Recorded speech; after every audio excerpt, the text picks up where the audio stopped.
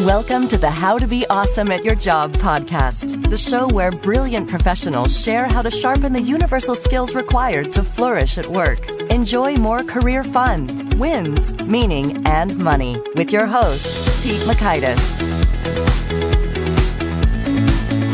Hello, and thanks so much for joining us here for episode 356 with Jeffrey Gitomer. Apologies, I've still got a bit of the cold in my voice, but Jeffrey Gitomer will fortunately be doing most of the talking. And he's talking about the early writings of Napoleon Hill. If you have not yet heard of this legendary personal development person, well, Jeffrey's going to introduce you to him and why he matters. You'll learn 1, why Napoleon Hill is still worth listening to 100 years later. 2, the number one thing people don't do that will benefit them. And 3, the 5 most important words in the English language, according to Napoleon Hill. So if you want to check out the show notes, the transcript, or the links to items we've referenced, you'll find them over at awesomeatyourjob.com/ep356. Now here's Jeffrey's story. Jeffrey Gitomer is the New York Times bestselling author of some 15 books on personal development, attitude, and sales, including The Sales Bible, The Little Gold Book of Yes Attitude, 21.5 Unbreakable Laws of Selling, and award-winning The Little Red Book of Selling, which has sold more than 5 billion copies worldwide and is cited in the 100 best business books of all time. Widely known as the King of Sales, Gitomer is a dynamic keynote speaker whose social media footprint reaches millions. He is based in Charlotte, North Carolina. Big thanks to Jeffrey for sharing his wisdom with us. And big thanks to our sponsors. Check them out. Here is Jeffrey. Jeffrey, thanks so much for joining us here on the How to Be Awesome at Your Job podcast. It is my pleasure. Mm-hmm. Well, mine too. And I want to get us started by orienting a little bit. You have the title or nickname, the King of Sales. How That's a great orientation beginning. Did that come about? That'll make everyone angry. I grew up in a business household. My father was a businessman. My grandfather was a businessman. And I define them as non-entrepreneurs because it's from a lineage of business people. An entrepreneur is somebody whose dad worked for General Electric for 40 years and his mom is a teacher and he bought a franchise. And that's how I look at entrepreneurship. But I started my own businesses at the age of 21 and I began cold calling in Manhattan and I made very large sales, literally millions of dollars worth of sales by either cold calling or by being pre-prepared for a sale. And when I left that, I started to do consulting to companies and I realized that they didn't know how to sell. So I began to teach them my strategies. And then in 1992, I began to write them. I wrote for the Charlotte Business Journal and about 50 other business journals around the country every Friday for about 15 years. And when you do that, you develop what's known as a body of work. And that has been the fuel for many of the books that I've written. I've written 13 books to date and 2 more on the way before the end of the year. And it's been a very hard challenge. I wake up every morning and I write. Yeah. I do what I say, and then I go out or talk to companies. I was just in Chicago yesterday, giving a talk to leaders and giving a talk to salespeople, and I'll do that probably 20 times between now and the end of 2019 in public. And then, and I do corporate ones as 3 well. months. So there you go. I'm pretty versed. Yeah, well, certainly. Well, we're going to talk about your latest, Truthful Living. But before we get there, I'd love it. So since you have generated and codified and written and published so much sales wisdom, I can't let this opportunity slide to put you on the spot to ask for. If you had to give me your single most critical recommendation or the 2, 3, or 4.5 most critical recommendations for selling more effectively, what would they be? My number one rule of sales is people don't like to be sold, but they love to buy. Mm-hmm. You have never gone to a car dealership to get sold a car. You have never gone to a department store to get sold a suit or a television. You go to buy one. Salespeople don't quite get that. And when you get there, they want to tell you stuff rather than ask you stuff. So people don't like to be sold, but they love to buy. Ask before you tell. Find out why they want to buy before you start to talk about what it is that you do, because I may not be interested in it. And all things being equal, people want to do business with their friends. Yeah. All things being not quite so equal, people still want to do business with their friends. And so the challenge for the salesperson is become friendly and likable and trustworthy before you start. Those are my, yeah, I mean, it ain't that tough. But actually, there's a caveat to this now, because in today's business world, you have to engage people socially. You attract them, then you engage them, and then you connect with them. So I challenge people to attract with some value message, and then you engage with by being real and something that I can actually use, my content. And then I connect with them because you perceive a future value of some kind and are at some point maybe willing to buy something. But don't try to attract me with a sales message. Attract me with something that I want. Yes. So I'll give you, for example, if I'm wanting to be on your podcast, I might send you 25 things that people do to have a great podcast. And then a week later, 25 things that people screw up to have a lousy podcast. And then I might call you up and say, would you like to know the 5 things that I didn't tell you? And if my 25 things were valuable, you'd say, hell yeah. Totally. So but if I call you up and if I email you, LinkedIn you, whatever, and say, I'm the greatest guy on the planet. I've written a lot of books and I'm real interesting. I'm a great guy. I think I'd make a great guest for your people. And I think I could create a lot more listeners. You don't give a shit about it. You've heard that from everybody, haven't you? It's true. Yes. Many, many messages like that have come my way. So I would challenge you that if there's not a perception of value, then there's no real reason to connect. Yeah. I'm not going to buy your television set because you're the cheapest. I'm not going to buy your car because in fact, when you're the cheapest, it makes me doubt how could you possibly be $500 cheaper than somebody else? Yeah. Like what's wrong with it? What's missing? What am I overlooking? Yeah. Or they use the words they use the words just like. Mm-hmm. Well, it's just like an iPad. Okay. Then I'll take an iPad. Yeah. I don't understand. Why would you compare yourself to something that's clearly marketed better and branded better? Gotcha. Well, thank you. I appreciate no problem. Getting the overview of that. And so now I want to dig into a bit of the book here. It's called Truthful Living, and you are featuring some goodies from the classic writer Napoleon Hill. Could you orient those who don't know who that is? Who is this guy and why is his old stuff worthwhile? He has written more words on personal development and achievement and wealth than any other human being on the planet. No kidding. That's number one. Number two, he wrote his opus, Think and Grow Rich, it was published in 1937. And the foundation and I have had a relationship for more than a decade. They unearthed his earliest writings, his earliest lessons that he gave at the George Washington Institute in Chicago, lesson by lesson, in a course called Truthful Advertising. And at the end of each one of the lessons, he had an after the lesson visit with Mr. Hill. And those after the lesson visits were the foundation of Think and Grow Rich. So when I saw what they had, I edited out all of the sales advertising stuff and was left with the fundamental elements of what went into Hill's life's work. And it was phenomenal because it was raw and real, never published, never edited. And I compiled all of the documentation, and all I did was I added a beginning to each chapter so people could understand what they were about to read. I would occasionally put an annotation in each of the chapter to clarify some of the things, because the book is 100 years old. There may be some lexicon clarification that's needed. And then I ended the chapter with a how to put this into your life. All the rest of the words in there are 100% Napoleon Hill authentic. Very cool. Yeah. It's way cool. And it was a labor of love for me. It took me a couple of years to do. And when it was completed, I knew that this was going to be major. I just knew it. And it's fun for me. I mean, I've been writing and publishing books for 25 years.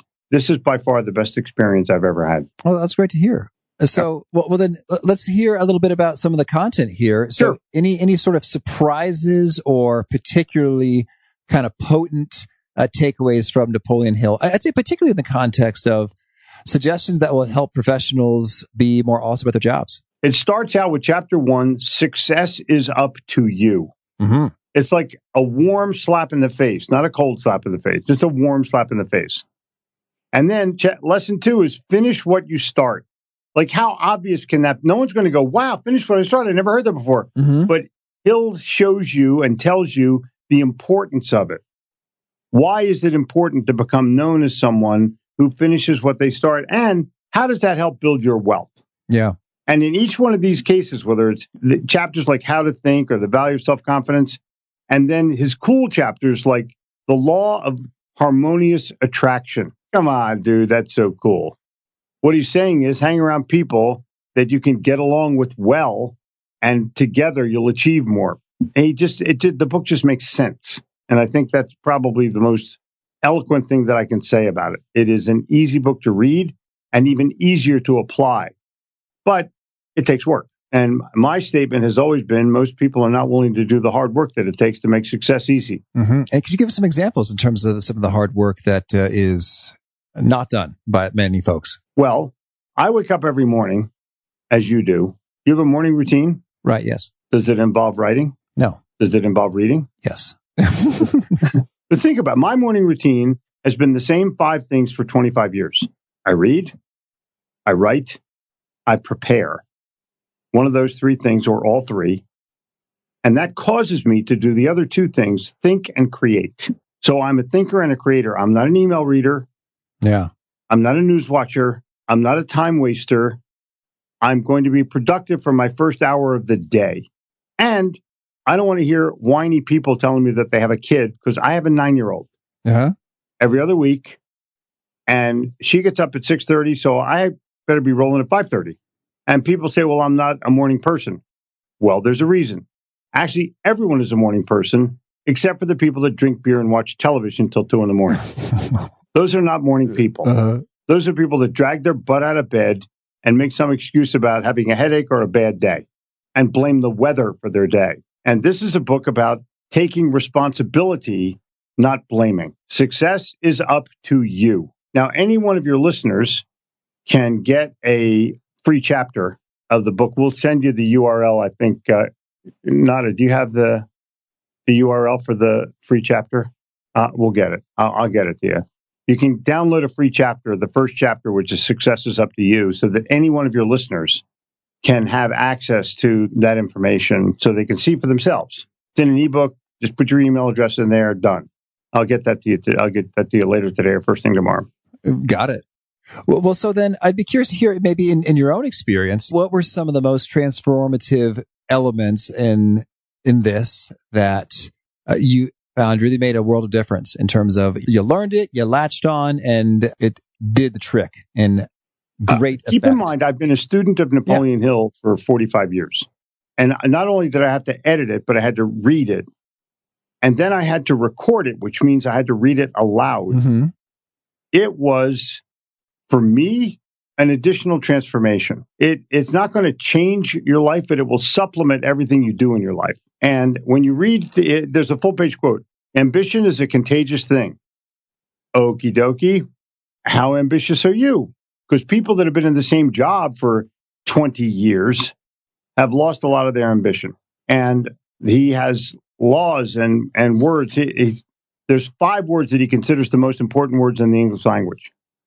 Imagination, desire, enthusiasm, self-confidence, and concentration. There's a chapter in here called The Magic Key, which later on became a book called The Magic Key by Napoleon Hill 30 years later. And it's all about the word concentration. How well can you focus? They call it mindfulness now. I don't know why. Mm-hmm. And then he has something which I think is really, really cool. It's called the 5-point rule. Can I read it? Oh, sure, yeah. Success may be had by those who are willing to pay the price. And most of those who crave a $10,000 a year position, now remember, it's 100 years ago, so that would be about $250,000 in today's money. Yeah. Who crave a $10,000 a year position, especially if they are engaged in business, may realize it if they are willing to pay the price. And the price is eternal vigilance in the development of self-confidence, enthusiasm, working with a chief aim, performing more service than you are paid for, and concentration. With these qualities well developed, you will be sure to succeed. Let's name these qualities the 5-point rule. Now, think about that. First of all, concentration is in the 5 most important words, and the 5-point rule. So he is making certain that every reader understands repetition leads to mastery. So he's playing the word concentration as much as he possibly can because, he defines it. Concentration is your contractor and builder, the overseer of the boss carpenter and all the other forces, the purchaser of materials and supplies. In other words, if you're building a house, you need that one person to make sure the focus remains intact and that everything gets built. Otherwise, stuff stands around, people are late for the job, you're missing this, you're missing that. Somebody has to keep everything together. And that's what Hill wants you to do. He wants you to focus in on everything that's important to you. Mm-hmm. That's where we're at. And there's nothing in here where you got to say, oh my gosh, concentration, go back. I never heard that before. No, everything in here has been heardable before. The question is, or the challenge is, how do you put it all together to be able to turn it into money? And that's what this book does. It creates a game plan for wealth, not just success. Well, I'd love to hear, some of these points then in terms of, if these are the 5 points, how does one kind of rapidly, go about developing each of these, the self-confidence, the enthusiasm, the concentration? Well, the word rapid is a tough word. All right. Because things don't happen like a Domino's pizza delivery. You don't get great at success in a day. You become successful day by day. And so the person who's, people go, Jeffrey, how'd you do that? I said, well, I worked my ass off for 20 years, and then all of a sudden I became an overnight success. Mm-hmm. So people don't see the work your ass off part. They only see the success part. Or I'll say, well, I've got 112,000 Twitter followers. And they say, well, that's easy for you to do. No, I said, no, it's not easy for me to do. I started with one, like everybody else. I have 28,000 LinkedIn connections, that I started with one in 2008. So I'm relatively late to the game. I fought it for a while and then realized that I could develop a community and help even more people by recording things for YouTube, by going on LinkedIn. And in the book, literally, Hill predicts Walmart and Amazon. Yeah.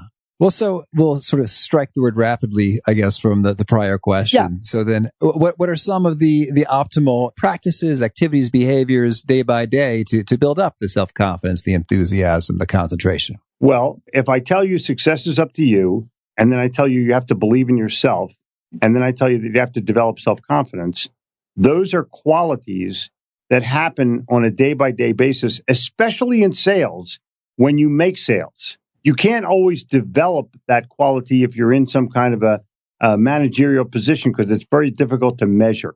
Sales, you can measure in a heartbeat.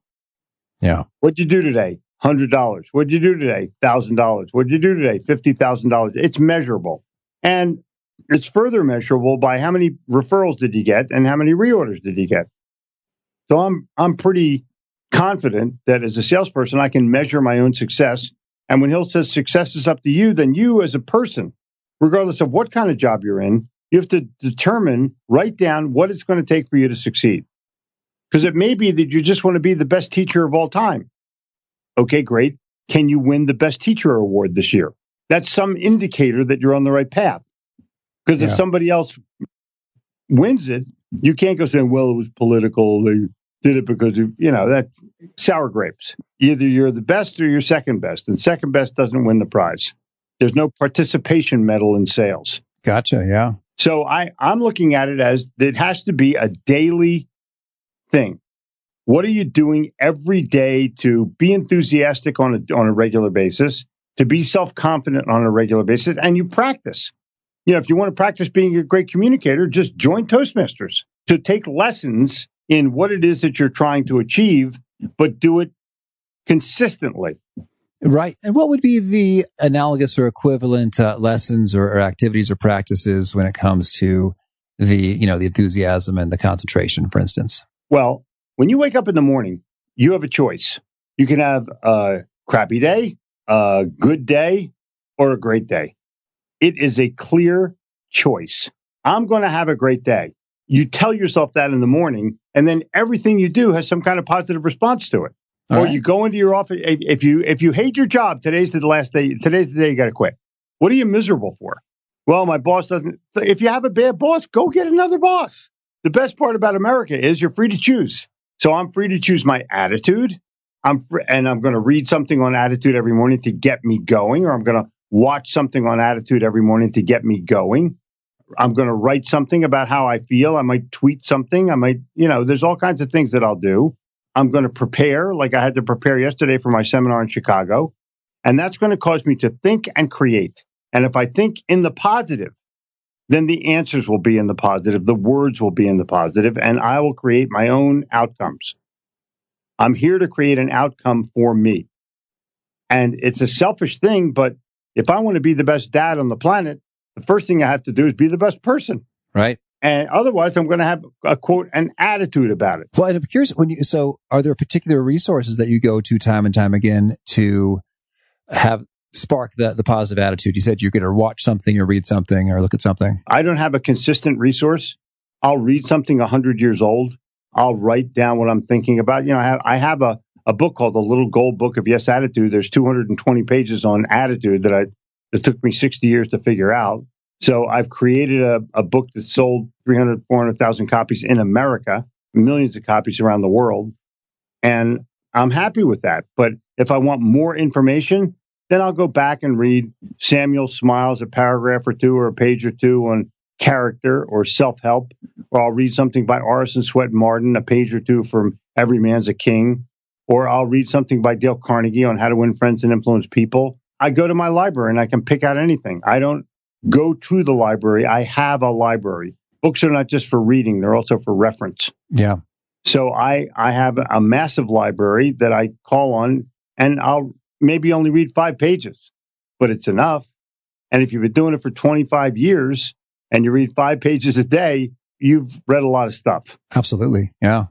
Adding up. That's why I said day by day. I achieved my positive attitude in 1972 by listening to Earl Nightingale, The Strangest Secret, watching a movie called Challenge to America by Glenn Turner, and reading 1 chapter per day of Napoleon Hill's Think and Grow Rich for 1 year. And there's only 15 chapters in the book. Yeah. Mathematically, yes, over 20 times then. Bingo. I took the weekends off. Okay. Gotcha. Well, I also want to get your take on one thing about your writing that I've always found intriguing is that in your lists, you will have a decimal. For example, one of your books, 21.5, Unbreakable Laws of Selling. Mm-hmm. What's your thought process behind this practice? I did consulting early on in Charlotte before I was writing anything. And one of my clients wanted to do a leadership course because he had already been doing time management. And I created a list of things for him. I literally created a speech for him about the qualities of a great leader. And I got to the end of the list and I go, the glue that puts this together is the word commitment. Mm-hmm. So I made it 8.5 qualities of a leader. And I showed it to him. I was so enthusiastic, I couldn't stand it about what I'd done. Mm-hmm. And the guy said, I don't like it. I said, okay, I'll use it myself. And if you can go on Google right now and look at the 8.5 qualities of a leader, I guarantee it'll pop up someplace because I wrote it. And I've been using 0.5 ever since. I trademarked another 0.5 list from Jeffrey Gitomer. I have been using 0.5 as the glue piece for whatever it is that I'm trying to put a list together for, so that I can tie the whole list together with one point, whether it's as simple as have fun or do the right thing, or more complex in the case of 21.5, or in the Little Red Book of Selling, 12.5 was resign your position as general manager of the universe. You don't have time to manage the world. Just manage your own closet and your backyard and your kids and your family. Yeah. So with a trademark, the 0.5, does that mean I can't make a list with 0.5? I'm stepping on your intellectual property? You can, but I will sue you. Oh, will you? No, I won't. But we're friends now. I'll call you first and say, hey, please remove that. Some people violate it. Yeah, look, I can't. I'm not the world's policeman. If they want to do it, that's their karma. But people know me by that and have known me by that since the first thing I wrote. Gotcha. Well, tell me anything else you want to make sure to mention before we shift gears and hear about some of your favorite things. I would, just from a standpoint of the book, I'll just say a couple of things. You can pre-buy it right now. Hey, Jen, is Jen there? What's the URL that I got to send people to? I think it's hillsfirstwritings.com. Okay, hillsfirstwritings.com. gitomer.com. And that will take you to a landing page. And that if you enter your email, you'll get the first chapter free. Okay. You can stick that in the show notes. We'll Sure. email it to you. Anyway, you might want to consider talking to people about our podcast, Sell or Die. We have gone daily because the podcast is so popular. It's unbelievable. And Jennifer Gluckow and I do it. She's my partner. And it's engaging and it's fun. And it's not over the top. It's expletive rated. They call it E rated or something. I don't. If you say what you want to say, sometimes the guests are a little bit expletivity, and sometimes am. But Jennifer never. She's a pristine, first class New York City babe. But I think that there's an ability for your listeners or your fans to take another look at a podcast that I think can affect them if they're in sales or they're in business, because we have really good guests and you can be one of them if you'd like. Oh, I'm honored. Thank you. I appreciate that. Cool. Word. We get a lot of action. We're over 100,000 downloads a month now, and we're shooting for the moon. Cool. Well, kudos and congrats and good luck. Thanks. Yeah. Well, luck. Yeah. I think there's another thing in here. One of the chapters. Luck. Exactly. You either work hard and create your luck, or you are buying a lottery and wanting to win and hoping and scratching your number off and go, oh, crap, I lost again. Yeah. Understood. I don't know why people play the lottery. Well, yeah, it's not a great investment in terms of your ticket. From what I've seen of it, if you have all your teeth, you can never win. Oh, that's fun. Well, now there's one tidbit I want to share. So Dan Kennedy. Of course. I heard I love him, by the way. Yeah, he shared. I thought you would. He has brass balls and he's accurate. He had a great bit. Well, I think it was factual. Someone had had the winning lottery ticket, and he was anticipating that everyone was going to start asking him for money. So after he got the winning lottery ticket, he called up all sorts of friends and family and said, "Hey, I'm in sort of a tight spot. I can't really explain it, but I need to borrow $1,000 right away." And so just about nobody helped him out. Right. And so the next day it's announced that he has the winning lottery ticket. And sure enough, he dramatically cut down on his inbound requests for money. Oh, yeah. That's incredible. I love that. Yeah, I love that. Cool. Well, now let's hear about some of your favorite things. How about a favorite quote, something that you find inspiring? One of the quotes I wrote is, "People will rain on your parade because they have no parade of their own." Mm-hmm. And that is time immemorial, not just in business, but in politics. That's number one. That's my best written quote, other than "People don't like to be sold, but they love to buy." But quotes that I love, "You become what you think about all day long" by Earl Nightingale is probably the best of the personal development quotes that I have ever read. The Zig Ziglar quote of "Make every day as productive as the day before you go on vacation," if you're looking for a productivity mantra. But, I live by quotes. I have thousands of them. In fact, any of your listeners that want my retweetables book, there's 365 140 character quotes that they can use in a heartbeat, not just by me, but by lots of people. Sure thing. And how about a favorite study or experiment or a bit of research? I wrote the Patterson Principles of Selling based on the life and times of John Patterson, who is known as the grandfather of salesmanship in America, because he didn't sell anything. He created pull-through marketing by advertising for women to go demand a receipt when they bought stuff. And the merchant would say, "We don't have a receipt." And then 3 days later, a cash register sales guy would come by and go, "Do you guys need receipts?" No. And literally sold 1 million cash registers between 1900 and 1911. And so I'm in awe of him the same way I'm in awe of Steve Jobs, who created things that we don't know we need and now we can't do without. Yeah. Cool. I mean, he created the redistribution of music. He created the laptop that everyone tries to I had a T-shirt that said Windows 95, Macintosh 85. Mm-hmm. And that was pretty much, what the deal was. So I like the innovator. I like the person who's trying to be first at anything, whether it's Roger Bannister running the 4-minute mile or Neil Armstrong being the first guy on the moon, although that's a little controversial as well. Mm-hmm.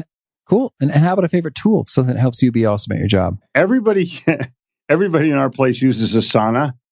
We've graduated from Slack, although we still Slack one another. I use Microsoft Word. Uh-huh. I love Google Docs because I can share some of my stuff with other people. But when I'm writing myself, I find Word is the most comfortable thing for me to create in. And I use the best tool that I've ever found in my technical life is Dragon for Mac. The software. Yeah. Well, I've heard people say that Dragon for PC rocks and Dragon for Mac is just breaks all the time and super annoying and they hate it. But you're saying you're loving it. It's getting it done. It is 100% delivered for you. Yes, and it's only about 97% accurate, but I use it and I'm very successful at it and I love it because I'm not a good keyboard person.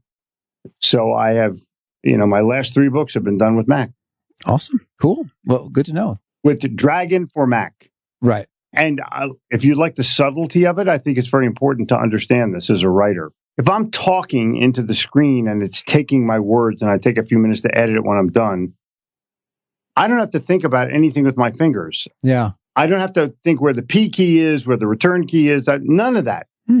I'm concentrating on my words, not on the keyboard. And that's a significant part when you're writing with stream of conscious. Mm-hmm. And as I'm thinking about it, you even have the ability to jot down a quick note. It's like, ooh, I'm saying one idea and I've already got another. And so I'm going to write that down and that's going to be there for me next. Exactly. That's cool. Well, thank you.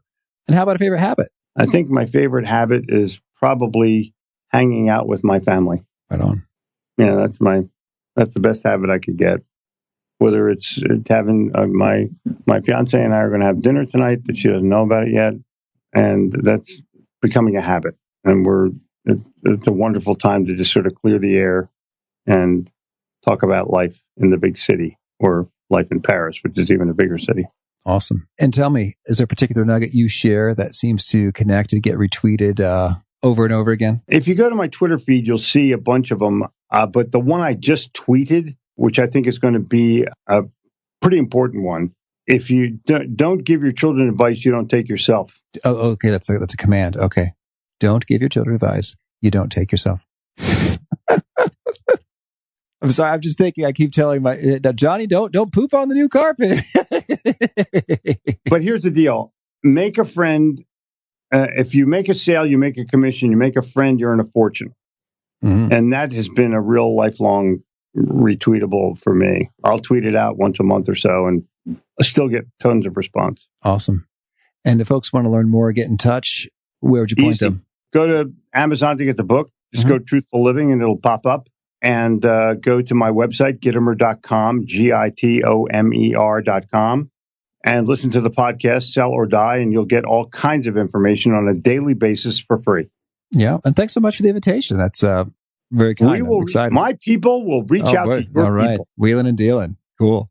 Did you have a final challenge or call to action you'd issue to folks seeking to be awesome at their jobs? If you don't love it, make tomorrow your last day. Go find something you love, and you'll make 10 times more money, even though you have to sacrifice something in order to make it happen.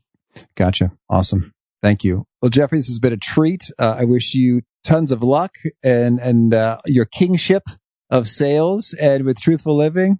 Pleasure for me. I enjoyed hearing how Jeffrey described this as a labor of love for him to craft this book, and that he read Napoleon Hill's Think and Grow Rich over 20 times, which is striking.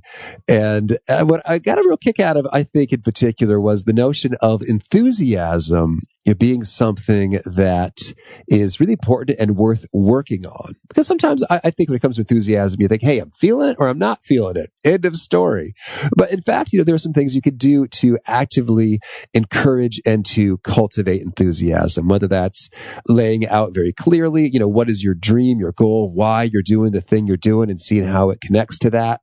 Whether that's just sort of asking yourself some questions like what's going to be great about this day or about this project, about this work event, that kind of situation. Some of it could seem kind of maybe almost cheesy or sort of too simplistic, like, oh, believe in yourself and you can do anything, if you will.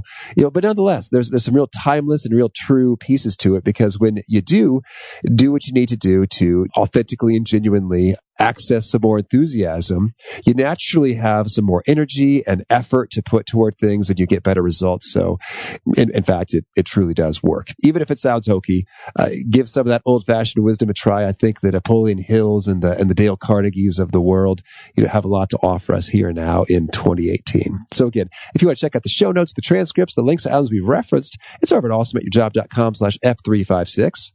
And if you haven't already subscribed, I hope that you'll do. By the way, one easy way to do that on an iPhone is to say, Siri, subscribe to the How to Be Awesome at Your Job podcast. And then she will. Alexa Cortana might be able to figure that out as well. I haven't quite tested it, but anyway, whatever works for you, push subscribe on what works. I'd appreciate it, so you can never miss a guest like our next one. It's Hal Elrod. You may have heard of the Miracle Morning or some of the key habits associated with it. Well, Hal is unpacking, what are some of the finest morning rituals and routines of the most successful and time-tested things to do to make the day outstanding. Hope to catch you there. One sponsor to check out is EarthBreeze. I recently saw a Netflix documentary that talks about all the plastic that we throw away and we try to recycle, but it doesn't really get recycled. So I've been trying to reduce my plastic, and the most wonderful way that I've been doing so has been skipping those gigantic laundry detergent bottles for EarthBreeze detergent sheets. EarthBreeze detergent comes in super convenient cardboard, plastic-free packaging, so it's much more eco-friendly than your normal detergent. And I love how portable and quick and easy they are, and I save a pretty reasonable amount of time skipping having to carefully pour and measure liquid detergent into the machine by just tossing a quick and easy sheet in there. I personally like their scent-free version, so check out EarthBreeze for an easy way to get clean clothes without the plastic waste and get 40% off with your subscription at earthbreeze.com/awesome. That's earthbreeze.com/awesome. Peace. Thanks for joining us for today's episode. To get the most out of this conversation, visit awesomeatyourjob.com to find today's show notes, transcript, and infographic summary cheat sheet. For more entertaining professional skill sharpening, be sure to subscribe to catch the next episode of How to Be Awesome at Your Job.